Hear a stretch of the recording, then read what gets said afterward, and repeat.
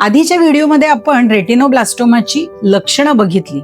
आता ही लक्षणं दुर्दैवानं तुमच्या बाळामध्ये आढळली आणि तुम्ही डॉक्टरांकडे घेऊन गेलात, तर पुढे डॉक्टर साधारणपणे काय तपासण्या करतात, त्याचं डायग्नोसिस कसं होतं, याबद्दल आपण या व्हिडिओमध्ये जाणून घेऊया.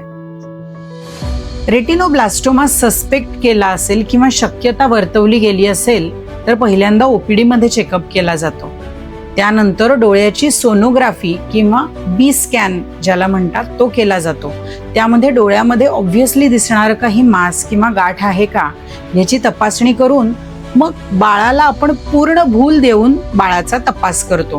पण बाळ छोटं असताना ओपीडी मध्ये ते रडत असताना पूर्ण डिटेलमध्ये तपासणी करणं शक्य नसतं आणि रेटिनोब्लास्टोमा अगदी छोटासा असेल तरी 1 मिलीमीटरची गाठ सुद्धा आपल्याला मिस करणं हे परवडणारं नसतं. त्यामुळे प्लॅन करून बाळाला पूर्ण भूल देऊन दोन्ही डोळ्यांमध्ये बाहुली मोठं करणारं औषध टाकून दोन्ही डोळ्यांची तपासणी केली जाते. त्याबरोबरच आवश्यकता वाटल्यास CT स्कॅन, MRI असे तपास केले जातात. ॲडव्हान्स्ड रेटिनोब्लास्टोमा आहे अशी शक्यता वाटत असेल तर त्या केसेसमध्ये बोन मॅरो, CSF ह्या गोष्टींची तपासणी करणं हे सुद्धा महत्त्वाचं ठरतं.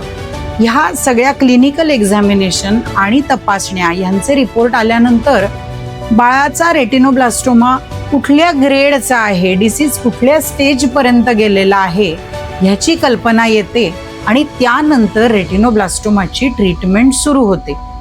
ट्रीटमेंट ही किमोथेरपी, रेडिएशन या स्वरूपात किंवा रेअरली काही वेळा शस्त्रक्रिया या स्वरूपात असते, पण ती पूर्णतः स्टेज आणि ग्रेड ह्या गोष्टींवर अवलंबून असते.